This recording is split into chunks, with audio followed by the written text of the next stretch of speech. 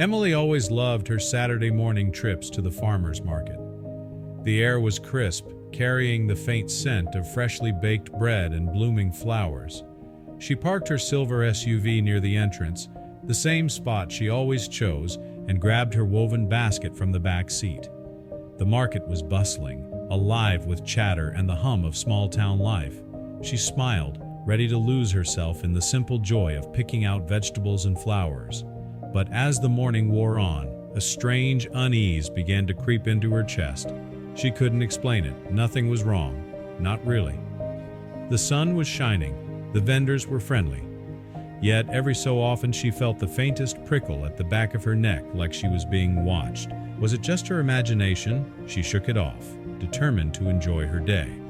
An hour later, her basket brimming with fresh produce and a bouquet of sunflowers, Emily strolled back toward the parking lot.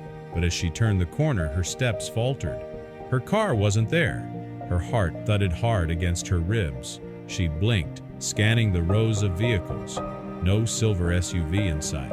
Had she parked somewhere else? No, she was sure this was the spot. Panic bubbled up, hot and sharp. Had it been stolen? Emily's breath quickened as she walked up and down the rows, her eyes darting desperately. Her mind raced. What would she do? Who would she call? Before we start, smash the like button and make sure to subscribe if you haven't, and hit that notification bell so that you won't miss any new stories. Then she saw it. Her SUV was parked just a few spaces down. Relief washed over her, but it was quickly replaced by confusion. She stopped in her tracks, staring at the car. She hadn't parked it there. She knew she hadn't. Her hands trembled slightly as she walked toward it. Near the car stood a man in a gray sweatshirt and khakis, holding a leash. A small brown dog sat obediently at his feet, its tail wagging. The man looked up as she approached and gave her a friendly nod. "Ma'am," he called out, stepping forward. "Is this your vehicle?" Emily hesitated.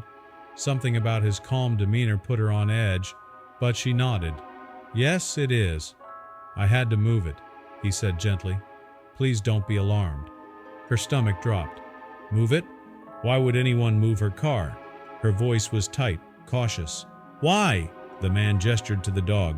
"Rusty here wouldn't stop barking. I looked over and noticed smoke near the back of your car, underneath, near the exhaust." Smoke? Emily's heart skipped. Her eyes darted to the vehicle, scanning for any sign of trouble. "I didn't know whose car it was," the man continued, "but I couldn't just leave it. I flagged down another shopper, and we pushed it to a safer spot, just in case." Her pulse was racing now. Smoke? A safer spot? What had been happening while she was blissfully shopping for tomatoes? The man must have seen the fear in her eyes. He raised his hands in reassurance. It was faint, but it was there. I didn't want to take any chances. Emily swallowed hard and took a shaky step closer to the car. She crouched down, peering underneath. Her breath caught. Blackened streaks marred the ground where her car had originally been parked. And there, near the exhaust pipe, was a melted chunk of plastic, still faintly smoking. Her hands flew to her mouth. "It was stuck under the car," the man said. "Probably just some debris from the road, but with the heat from the exhaust." He trailed off, shaking his head. Emily's mind spun. If he hadn't noticed, if the dog hadn't barked. Her voice was barely above a whisper. "It could have caught fire." The man nodded solemnly. "It could have." A chill ran down her spine. She pictured the market full of people, children running between the stalls. The thought made her stomach churn.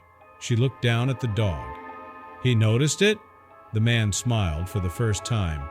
"Rusty's got a nose for trouble. He wouldn't stop barking until I checked." Rusty wagged his tail, his big brown eyes shining with pride. Emily sank onto the curb, her legs suddenly weak. She felt lightheaded, the weight of what could have happened pressing down on her. The man crouched beside her, his voice soft. "Are you okay?" She nodded, but her hands were still trembling. I had no idea. Thank you, both of you." He waved it off. "I'm just glad we caught it in time." Emily insisted on calling roadside assistance. She wasn't about to drive the car until someone checked it out. When the mechanic arrived, he confirmed the man's story. That piece of plastic was melting right up against the exhaust pipe. the mechanic said, his tone serious. "You were lucky someone noticed. A few more minutes in the heat and it could have ignited." Lucky. The word echoed in Emily's mind as she stood by the side of the lot, watching the mechanic work. She couldn't stop glancing at the man and his dog, who were waiting patiently a few feet away. When the mechanic finished, Emily turned to them, her voice thick with gratitude. "I don't know how to thank you," the man shrugged. "We were just in the right place at the right time." But Emily couldn't let it go at that. She offered to buy him coffee from the nearby stand. He hesitated, but she insisted. They sat on a wooden bench under a shady tree, steaming cups in hand. Rusty lay at their feet, his head resting on his paws. "I'm Daniel, by the way," the man said, breaking the silence. "Emily," she replied, managing a small smile. They talked for over an hour. She learned that Daniel was a local teacher. He'd been walking Rusty when the dog started barking near the parking lot. Emily told him about her job at the library, about how she loved the market but always came alone. "It's funny," she said, her voice soft. "I thought someone was stealing my car, but you were actually saving it," Daniel chuckled. "I guess it's not every day a stranger moves your car." The tension that had gripped Emily all morning began to ease.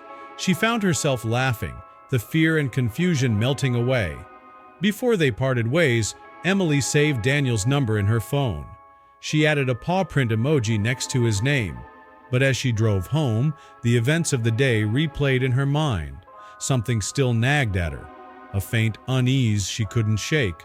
Why had the plastic been there in the first place? It wasn't the kind of thing that just happened. Had it fallen off another car, or had someone put it there? The thought sent a fresh wave of chills down her spine. She glanced in the rearview mirror, half expecting to see someone following her.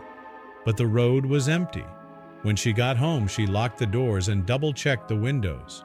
She told herself she was being paranoid. But late that night, as she lay in bed, staring at the ceiling, the question wouldn't leave her mind. Who or what had caused the danger in the first place? And had it really been an accident? The dog had saved her life, of that she was certain. But as sleep finally claimed her, one final thought lingered. What if Rusty hadn't been there? What if this wasn't over?